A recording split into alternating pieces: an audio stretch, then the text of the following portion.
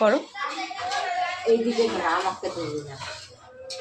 আজকে রান্না হচ্ছে কাতলা মাছের ঝোল, ফুলকপি আলু দিয়ে, আর উচ্ছে কুমড়ো দিয়ে ভাজা, আর আরও কিছু হবে আপনাদের পরে দেখাচ্ছি।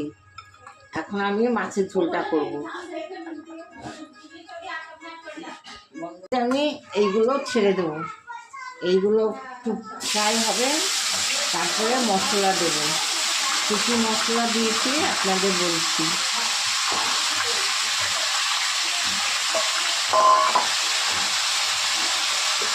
এখানে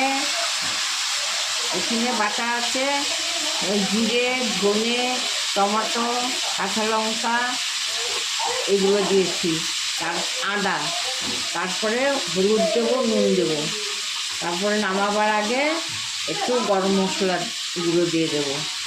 আমি এক এক করে করছি, আপনাদের দেখাচ্ছি। এটা ফ্রাই করে তারপরে এই মশলাটা ছেড়ে দেবো। এটা হালকা করে একটু ফ্রাই করে নিলাম, এবার আমি মশলাটা ছেড়ে দিলাম।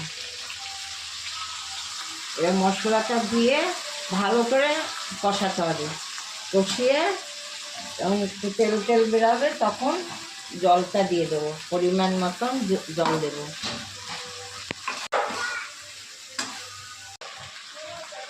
আজকে আরও কিছু রান্না হবে।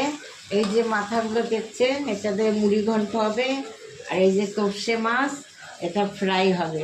আদা রসুন পেঁয়াজ টেয়াজ দিয়ে লাল লাল করে ফ্রাই করবো, এবার ডালের সাথে খাবে, ডালও হবে। এটা এখন মশলাটা মোটামুটি হয়ে গেছে, এবার আমি জল দেব।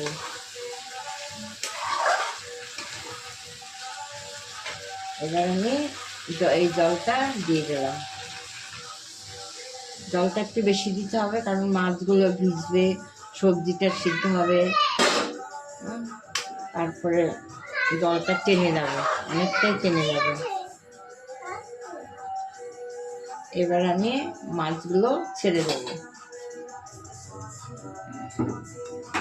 এই মাছগুলো ছাড়ছি, মাছগুলো ছেড়ে দিলাম।